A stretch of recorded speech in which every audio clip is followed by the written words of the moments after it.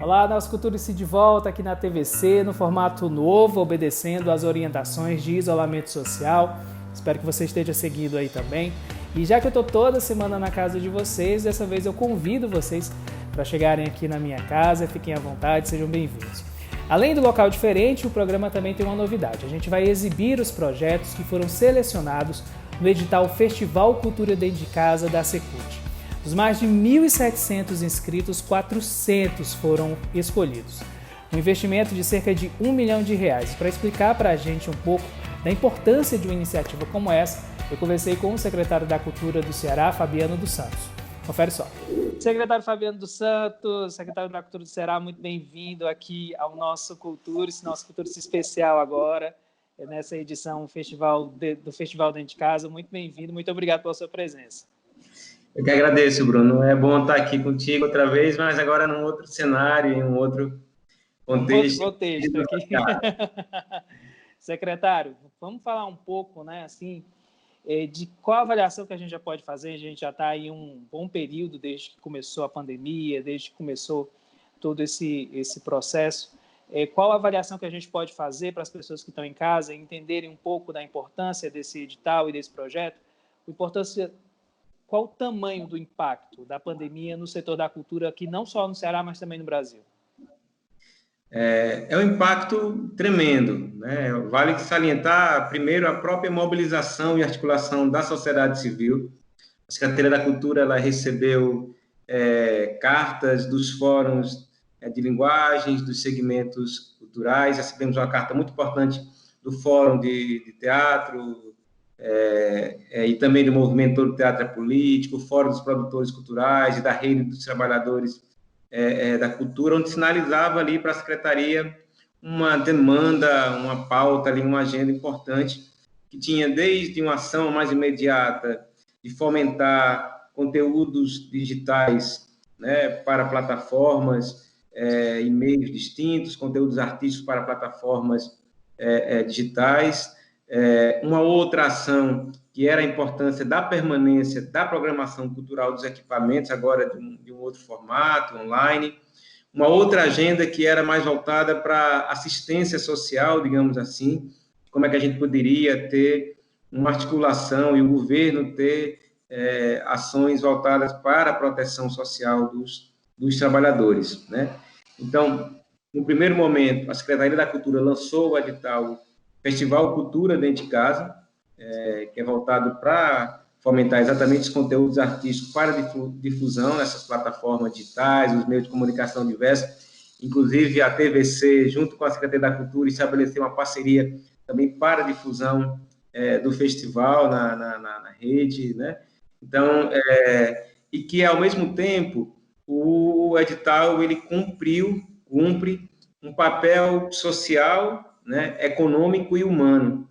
Social e econômico, porque é um investimento de R$1 milhão, né, que foram selecionados 400 projetos, então vai gerar renda para esses artistas das artes, e também movimentar, digamos, a cadeia criativa, a economia criativa, artística, cultural e simbólica, mas também tem uma dimensão humana, na medida em que esses conteúdos vão ser compartilhados, né, do Ceará para o mundo, compreendendo a arte como um fator de humanização, né, de solidariedade, né, de compartilhamento também de estéticas e de belezas, no momento em que o coronavírus, né, nos convoca para o isolamento social, para uma espécie de solidão, a arte ela traz uma dimensão de solidariedade e de compartilhamento. Como é, secretário, já que você trocou nesse assunto, como é que você avalia esse momento, né? Porque a gente acompanhou nos últimos anos um movimento de rivalização dos fazedores de cultura, né, da classe artística no país. E nunca a arte, independente da linguagem, ela nunca se mostrou tão importante, né? Assim, imagina só a gente nesse isolamento sem poder ter um livro, sem ter uma música, sem ter um show, sem ter uma peça de teatro, né? Como é que você avalia esse momento e mesmo com essa ajuda tão substancial para ajudar a gente a passar esse momento, a sociedade ela está reconhecendo a classe artística como uma peça fundamental durante esse processo? Tanto a classe artística, os trabalhadores das artes e da cultura, como também a própria arte e a cultura, né? A gente tem dito que nesse momento se evidencia três componentes vitais, né, para a arte, para a cultura e a sociedade. O primeiro é o componente humano, espiritual e mental. Tem um ensaio do professor Antônio Cândido, que eu gosto muito de recuperá-lo, que chama-se O Direito à Literatura. O Antônio Cândido vai dizer que a literatura é um fator indispensável de humanização, né? Porque ele vai dizer que, assim como a gente não consegue viver sem o sono para o equilíbrio físico, a gente não consegue viver sem a literatura, sem a ficção, sem a fabulação, sem a narração, sem a poesia para o equilíbrio psíquico. A gente pode ampliar, né, esse direito à literatura para o direito à arte, a arte como fator indispensável de humanização. Por isso que ela se constitui um direito. E, nesse momento, ela também ganha um elemento vital para a saúde mental. A arte e a cultura são meios de produção de saúde, né? Nos tempos de hoje, de enfrentamento aí do coronavírus, de isolamento social, ou seja, a criação estética, a fruição e a experiência com as artes e a formação dos repertórios culturais são fatores vitais, como eu estava dizendo, que atuam em prol da saúde, em defesa da saúde, na proteção da saúde, né? E da produção de saúde também. Tem um texto que eu tenho recuperado nesses dias aqui na biblioteca, do francês, o filósofo Félix Guattari, que diz que a gente devia receitar poesias como se receita vitaminas, né? Então, assim, a arte, né, nesse momento, ela ganha essa dimensão humana muito forte, porque ela nos toca na nossa humanidade, ela é um alimento para a alma, né? E a gente está em situações, às vezes, de estresse, de isolamento, e que a arte ela pode ter esse auxílio tanto para a alma, mas também para a saúde. Um segundo componente, Sandro, é o próprio componente social e econômico, né? Como a proteção social, né, aos trabalhadores das artes e da cultura, ela pode gerar renda, certo? E movimentar a economia criativa, né, da cultura e das artes em outros meios, né, em outras plataformas, porque isso não pode parar, né? Então, ela gera movimentação dessa economia, mas também pode estar gerando renda. Isso que ela já faz dentro de um tempo de normalidade. Para você ter uma ideia, o setor do audiovisual, né, se a gente for pegar ali os dados de 2015, ele teve um faturamento, uma movimentação financeira no PIB superior à indústria automobilística.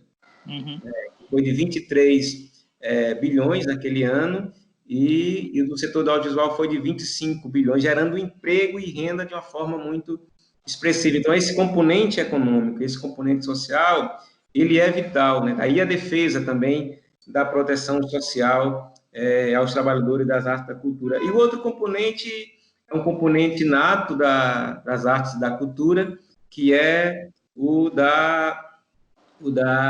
componente político, né? A gente faz arte, está fazendo política. A arte enquanto esse elemento de percepção, de olhar o mundo de outras maneiras. Certo, secretário, agora falando um pouco dessa questão também política, né? Nos últimos dias, o Fórum Nacional dos Secretários e Dirigentes Estaduais da Cultura, né, publicou uma carta em apoio à Lei Nacional de Emergência Cultural, não é isso? Além também da PL 1089 e 1075, que estão tramitando aí nas casas legislativas, né?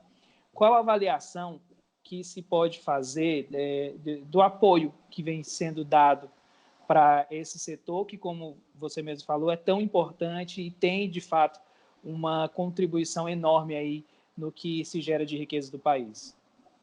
São projetos de leis vitais nesse momento, porque é o que a gente está chamando do PL emergencial da cultura, né? Um projeto de lei nacional de emergência cultural que visa, basicamente, o auxílio a uma renda mínima básica para os trabalhadores das artes e da cultura, mas também o auxílio para os espaços culturais da sociedade civil, né? Os espaços autônomos, independentes, comunitários e alternativos, como teatros, pontos de cultura, cineclubes, museus, bibliotecas comunitárias, circos, os terreiros dos mestres e mestras da cultura. Então, assim, vários ambientes, os coletivos de juventude, de arte da periferia, por meio do sarau. Então, assim, são vários ambientes e espaços culturais que, nesse momento, precisam de um auxílio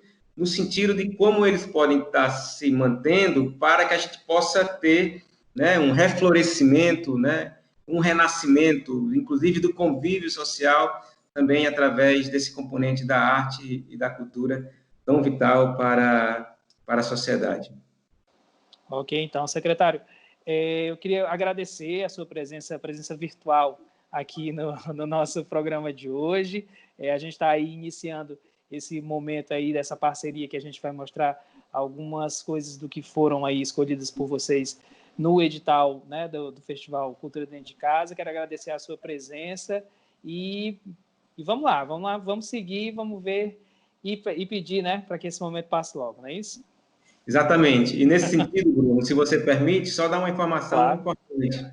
Nós estamos desenvolvendo, junto ao FECOP, que é o Fundo Estadual de Combate à Pobreza, 3 linhas de ação, de ações importantes. Uma que é a plataforma EAD das escolas, né, vinculadas ao Estado, à Secretaria da Cultura, como a Escola Porto Iracema das Artes, a Vila da Música no Crato, a Escola de Artes e Ofícios, Tomás Pompeu Sobrinho, a Escola de Gastronomia Social Luiz Dias Branco, lá no Mucuripe, ali no Grande Vicente Pinzon. Então, a gente vai ter aí uma plataforma para que a gente mantenha as aulas nessas escolas. Uma outra linha é uma ação de concessão de bolsas para os artistas e trabalhadores da cultura, técnicos, produtores culturais, mediadores de leitura, mediadores de cultura, de patrimônio cultural. E uma terceira que é o auxílio aos espaços culturais, como eu falei, pontos de cultura, espaços cênicos, escolas de cultura, museus, bibliotecas comunitárias, circos. Então, a gente está, nesse momento, desenvolvendo essa ação para que a gente tenha aí uma política também, nesse momento, de proteção social, tanto para os trabalhadores das artes e da cultura, mas também para as instituições culturais da sociedade civil, compreendendo o direito às artes e à cultura como um direito humano. Beleza, então, secretário, muito obrigado mais uma vez. Daqui a pouco a gente volta com mais Cultura-se Especial Festival Cultura Dentro de Casa aqui na TVC. Não sai daí.